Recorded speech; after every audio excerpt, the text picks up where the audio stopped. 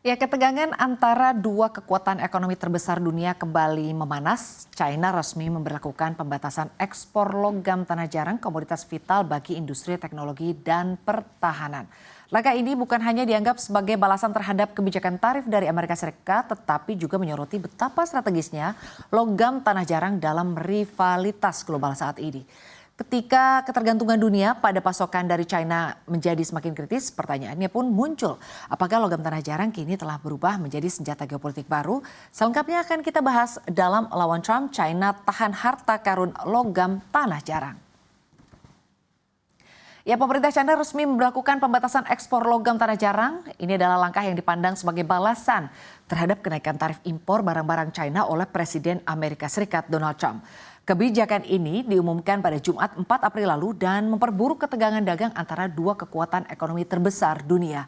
Di saat yang sama, pembatasan ini juga menimbulkan kekhawatiran baru bagi sektor industri di Amerika Serikat yang sangat bergantung pada pasokan tanah jarang untuk memproduksi berbagai perangkat teknologi, kendaraan listrik, hingga sistem pertahanan. Setidaknya terdapat 17 unsur yang digunakan untuk seluruh industri pertahanan kendaraan listrik, energi bersih, hingga elektronik. China diketahui menguasai sekitar 90% pemirsa produksi global logam tanah jarang. Sebagian besar pasokan yang masuk ke Amerika Serikat berasal dari negeri tirai bambu dan tidak hanya membatasi ekspor bahan mentah, kebijakan terbaru Beijing juga mencakup pembatasan terhadap produk olahan termasuk magnet permanen, komponen penting yang sulit digantikan dalam banyak perangkat teknologi modern. Di sisi lain, Asosiasi Industri Logam Non-Ferrous China menyebutkan bahwa pembatasan ekspor ini tidak akan mengganggu stabilitas rantai pasokan global. Asosiasi juga menekankan bahwa pembatasan hanya ditujukan pada entitas yang terlibat dalam kegiatan yang dianggap mengancam kedaulatan atau kepentingan pembangunan nasional China. Meski demikian, langkah ini kembali menegaskan dominasi China dalam industri tanah jarang global dan bagaimana ketergantungan dunia termasuk Amerika Serikat terhadap pasokan dari negara tersebut semakin menjadi isu strategis di tengah rivalitas dua negara. Dan untuk menyaingi dominasi China tersebut, Amerika Serikat melalui pemerintahan Presiden Donald Trump kini tengah menyusun perintah eksekutif untuk memungkinkan adanya penimbunan logam laut atau mineral laut guna mendapatkan unsur tanah jarang. Berdasarkan laporan Reuters pada Sabtu 12 April lalu, rencana penimbunan tersebut akan menciptakan persediaan dalam jumlah besar yang siap dan tersedia di wilayah Amerika Serikat untuk digunakan di masa mendatang jika terjadi konflik dengan China yang dapat membatasi impor logam dan tanah jarang mereka. Lalu apa itu logam tanah jarang dan seberapa penting logam tanah jarang bagi industri global? Kita akan bahas di slide berikutnya. Ya, logam tanah jarang adalah sekelompok 17 unsur yang digunakan dalam produk. Contohnya seperti laser, peralatan militer, magnet dalam kendaraan listrik, turbin angin, dan elektronik konsumen seperti smartphone. Persatuan Internasional Kimia Murni dan Terapan atau IUPAC mengkategorikan logam tanah jarang ini sebagai satu set unsur yang berbeda yang terdiri dari 15 lantanida, scandium, dan yttrium. Bertentangan dengan namanya, logam tanah jarang ini sama sekali tidak langka di kerak bumi. Unsur-unsur ini dapat ditemukan dalam jumlah yang dapat diukur di seluruh dunia dengan beberapa wilayah yang menunjukkan konsentrasi yang lebih tinggi daripada yang lain. Tantangannya ini bukan terletak pada kelangkaannya ya, tetapi pada penyebarannya yang luas yang membuat ekstraksi dan juga pemrosesan ini menjadi tugas yang rumit atau tidak mudah. Unsur logam tanah jarang ini berfungsi sebagai poros dalam mesin rumit dunia modern. Dari gadget atau gawai berteknologi tinggi dan kemajuan militer hingga beragam aplikasi industri yang sifatnya unik membuat logam tanah jarang ini tidak tergantikan di berbagai sektor dari elektronik hingga pengendalian polusi udara yang berkontribusi pada kemajuan yang menyentuh setiap aspek kehidupan kita sehari-hari. Menurut firma riset Adamas Intelligence pada tahun 2019, China ini menjadi tempat mengolah setidaknya ada 85% dari kapasitas dunia. Dan untuk memproses biji logam tanah jarang menjadi bahan yang dapat digunakan produsen. Dari sisi ekspor, data bea cukai China ini menunjukkan bahwa ekspor logam tanah jarang telah menurun. China telah mengekspor setidaknya ada 20.987 metrik ton dalam 5 bulan pertama pada tahun 2023 yang mana turun sekitar 4,4% pemirsa. Ini penurunannya ya kalau dilihat secara tahunan. Dan Amerika Serikat sendiri telah mengambil sebagian besar impor logam tanah jarang dari China. Namun ketergantungan ini telah berkurang, yakni sekitar 74% ya pemirsa penurunannya. Ini kalau di antara tahun 2018 sampai dengan tahun 2021 dari yang sebelumnya berada di kisaran 80%. Ini di rentang waktu pada tahun 2014 sampai dengan tahun 2017. Berdasarkan data USGS, China sendiri diperkirakan memiliki cadangan setara dengan 44 juta metrik ton oksida tanah jarang atau sekitar 34% dari total dunia. Nah, sebelum Amerika Serikat, Jepang juga pernah menjadi korban pembatasan ekspor logam tanah jarang dari China. Kita akan bahas di slide berikutnya. Ya, pada tahun 2010 nih pemirsa, ketegangan diplomatik antara China dan juga Jepang ini meningkat ya setelah insiden penahanan seorang kapten kapal nelayan China oleh otoritas Jepang di wilayah perairan yang disekitakan di sekitar Kepulauan Senkaku. Sebagai tanggapan tidak resmi terhadap sengketa tersebut, China ini menghentikan ekspor logam tanah jarang ke Jepang yang sangat bergantung pada pasokan tersebut untuk berbagai industri teknologi tinggi, termasuk manufaktur mobil hibrid, turbin angin, dan juga elektronik.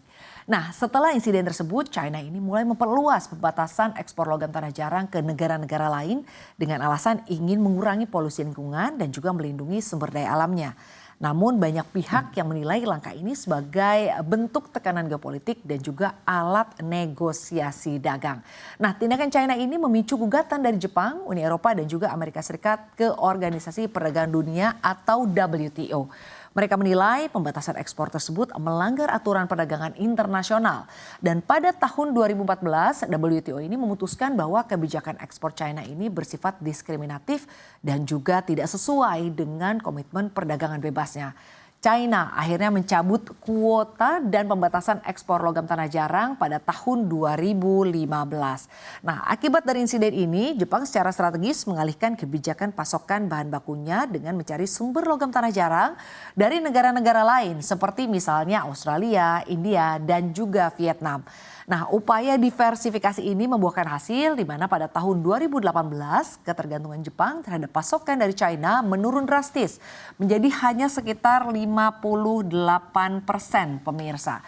Dan kasus ini menjadi titik balik penting yang menunjukkan bagaimana isu sumber daya alam dapat digunakan sebagai senjata geopolitik dan mendorong negara-negara untuk membangun ketahanan rantai pasok yang lebih kuat. Lalu bagaimana sebenarnya produksi logam tanah jarang di dunia? Kita akan bahas di slide berikutnya.